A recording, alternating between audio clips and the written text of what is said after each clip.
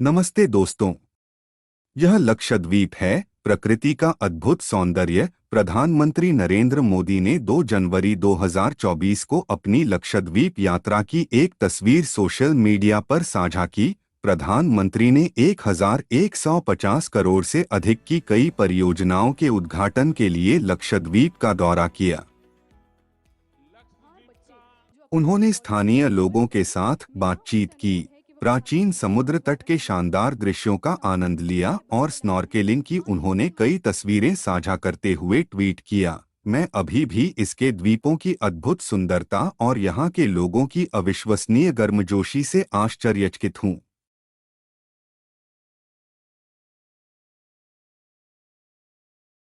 Social media पर इसे देखने के बाद मालदीव की नई सरकार के मंत्रियों के जहरीले ट्वीट सामने आए। ये 3 मंत्री मालशा शरीफ, मरियम शुना और अब्दुल्ला महजूम माजिद हैं, जो सभी युवा अधिकारिता, सूचना और कला मंत्रालय के लिए काम करते थे। अब हटाए गए पोस्ट में अब्दुल्ला महजूम माजिद ने पीएम मोदी की लक्षद्वीप यात्रा पर टिप्पणी करते हुए कहा था, हालांकि मैं भारत के पर्यटन के लिए सफलता की कामना करता हूं, लेकिन मालदीव को स्पष्ट रूप से लक्षित करना कूटनीतिक नहीं है। हमारे विचार से भारत को समुद्र तट पर्यटन में प्रतिस्पर्धा करने में महत्वपूर्ण चुनौतियों का सामना करना पड़ता है। रिसॉर्ट का बुनियादी ढांचा उनके कुल द्वीपों से अधिक है। उन्होंने ट्वीट किया, भारत में सार्वजनिक स्थानों पर खुलेआम गंदगी करना राष्ट्रीय संस्कृति का हिस्सा है। वे इस आदत को पश्चिम में ला रहे हैं। मरियम शिवना ने अपने पोस्ट में कहा, क्या जोकर है। इजराइल के कठपुतली मिस्टर नरेंद्र लाइफ जैकेट वाले गोताखोर। उन्होंने भारत की तुलना गाय के गोबर से भी कर दी। बाद में जब विवाद बढ़ा तो शिवना ने पीएम मोदी की फोटो वाली अपनी पोस्ट हटा दी। मालशा शरीफ ने अपने ट्वीट में भारत और भारतीय प्रधानमंत्री के खिलाफ काफी ज्यादा अपमानजनक टिप्पणी की है। उन्होंने भारत की तुलना आतंकवादी और हत्यारे से की। सोशल मीडिया पर तस्वीरें वायरल होने के बाद सांसद जाहिद रमीज समेत मालदीव के अन्य अधिकारियों ने भी प्रधानमंत्री मोदी की लक्षद्वीप यात्रा का मजाक उड़ाया और कई लोगों ने इसकी तुलना मालदीव से की। मालदीव के मंत्री द्वारा पीएम मोदी को लेकर की गई टिप्पणी का असर दिखने लगा है। सोशल मीडिया पर #बॉयकॉट मालदीव्स तेजी से लोकप्रिय हो रहा है। इस स्थिति के आलोक में यह सवाल उठता है कि मालदीव का भारतीय बहिष्कार द्वीप की अर्थव्यवस्था के लिए कितना महत्वपूर्ण होगा। पर्यटन व्यवसाय में पहले से ही गिरावट शुरू हो गई है, क्योंकि पर्यटक इसके प्रमुख स्रोतों में से एक मालदीव का बहिष्कार करने पर विचार कर रहे हैं। भारतीय नागरिकों और मशहूर हस्तियों ने देशवासियों से मालदीव के बजाय घरेलू समुद्र तटों को चुनने का आग्रह किया है। इसके अतिरिक्त ऑनलाइन ट्रैवल कंपनी ईज माई ट्रिप ने मालदीव के बहिष्कार अभियान के बीच सभी मालदीव उड़ान बुकिंग को निलंबित करने की घोषणा करते हुए कहा कि देश व्यापार से पहले आता है। मालदीव में राजनीतिक परिदृश्य इस समय उथल-पुथल से भरा हुआ है। विपक्ष ने सरकार के खिलाफ अविश्वास प्रस्ताव लाने की मांग शुरू कर दी है और कयास लगाए जा रहे हैं कि जनता के गुस्से के कारण सरकार गिर सकती है। ऐसा मालदीव के राष्ट्रपति मोहम्मद मुइज़्ज़ू सरकार के 3 मंत्रियों द्वारा भारत और प्रधानमंत्री के खिलाफ दिए गए जहरीले ट्वीट के बाद हुआ है। मालदीव के संसदीय अल्पसंख्यक नेता अली अजीम ने स्थिर विदेश नीति बनाए रखने के महत्व पर जोर दिया है और राष्ट्रपति मोहम्मद मुइज़्ज़ू के खिलाफ अविश्वास मत का आग्रह किया है। यह मालदीव के एक मंत्री द्वारा भारतीय प्रधानमंत्री नरेंद्र मोदी के खिलाफ की गई अपमानजनक टिप्पणी के विवाद के प्रकाश में आया है। उन्होंने ट्विटर पर मुहिम शुरू कर दी है। इस बीच माले में भारतीय उच्चायोग द्वारा इस मुद्दे पर विरोध दर्ज कराने के बाद क्षति नियंत्रण के उपाय के रूप में मालदीव ने 3 उप मंत्रियों को निलंबित कर दिया है। निलंबित मंत्री मालशा शरीफ, अब्दुल्ला महजूम माजिद और मरियम शुना हैं। ये तीनों मालदीव की एहसान फरामोश नई सरकार का नमूना हैं।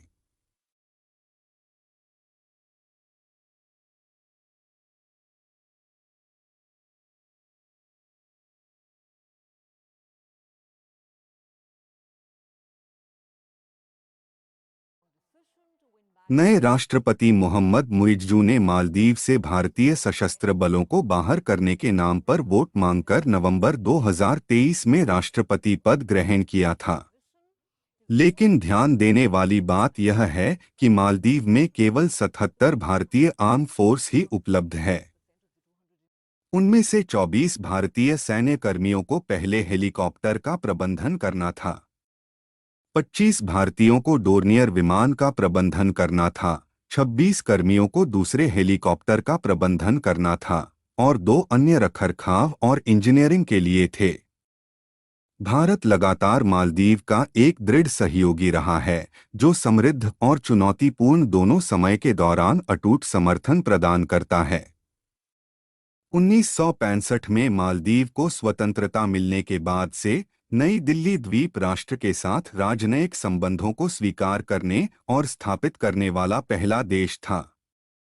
मालदीव 1965 में ब्रिटिश से स्वतंत्र हुआ और भारत पहला देश है जिसने मालदीव को देश के रूप में मंजूरी दी। इस वजह से मालदीव भारत को गार्जियन मानता है। इसी के चलते हमेशा मालदीव के राष्ट्रपति कार्यभार संभालने के बाद सबसे पहले भारत दौरे पर आए। लेकिन श्री मुइज्जू मालदीव के पहले राष्ट्रपति हैं जिन्होंने भारत के बजाय तुर्की, संयुक्त अरब अमीरात और चीन का दौरा किया। राष्ट्रपति मुइज्जू अपने भारत विरोधी प्रचार के लिए जाने जाते हैं और व्यापक रूप से उन्हें चीन समर्थक नेता के रूप में देखा जाता है। माना जा रहा है कि उनकी मंजूरी के बिना युवा मंत्री भारत और भारतीय प्रधानमंत्री के खिलाफ ऐसे जहरीले ट्वीट नहीं कर सकते। मालदीव का क्षेत्रफल 298 वर्ग किलोमीटर है और जनसंख्या 5.21 लाख है। केरल से मालदीव की दूरी सिर्फ 800 किलोमीटर है।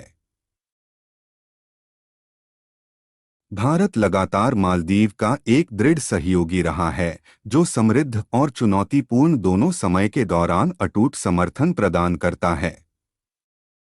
1988 में भारत ने अब्दुल्ला लुत्फी के तख्तापलट के प्रयास को विफल करने में मालदीव की सहायता के लिए तेजी से हस्तक्षेप किया, जिसे श्रीलंकाई आतंकवादी समूह liberation tiger of Tamil Eelam (LTTE) का समर्थन प्राप्त था। ऑपरेशन कैक्टस के नाम से मशहूर इस ऑपरेशन ने तख्तापलट को सफलतापूर्वक नाकाम कर दिया। तब से रक्षा और सुरक्षा दोनों देशों के बीच सहयोग के प्राथमिक क्षेत्र बन गए हैं। MNDF ने विभिन्न संयुक्त गतिविधियों जैसे ईजेड गश्त, मादक द्रव्य विरोधी अभियान, खोज और बचाव (SAR) मिशन, समुद्री सवार कार्यक्रम (HADR) अभ्यास, साहसिक शिविर, नौकायन रेगाटा और बहुत कुछ में सक्रिय रूप से भाग लिया है। भारत ने 2018 में मालदीव को $1.4 बिलियन की राशि का वित्तीय सहायता पैकेज प्रदान किया। इस पैकेज में मालदीव सरकार को बजटीय सहायता के रूप में $50 मिलियन, GOM के $150 मिलियन के ट्रेजरी बिलों के लिए भारतीय स्टेट बैंक द्वारा सदस्यता, $400 मिलियन के लिए एक मुद्रा स्वैप समझौता और $800 मिलियन की क्रेडिट लाइन के तहत 8 बुनियादी ढांचा परियोजनाएं शामिल थीं। मालदीव को भारत द्वारा कार्यान्वित विभिन्न विकास परियोजनाओं से लाभ हुआ है, जैसे 1995 में इंदिरा गांधी मेमोरियल अस्पताल की स्थापना, जो भारतीय अनुदान सहायता के माध्यम से संभव हुई थी। इसके अतिरिक्त मोदी सरकार के कार्यकाल के दौरान भारत द्वारा प्रदान की गई फंडिंग से 2017 में अस्पताल का महत्वपूर्ण नवीनीकरण हुआ।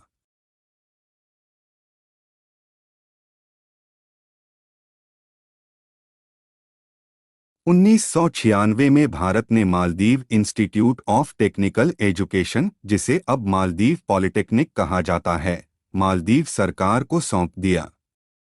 प्रोजेक्ट की लागत 12 करोड़ है। भारत लगातार देश की सहायता के लिए आगे बढ़ा है।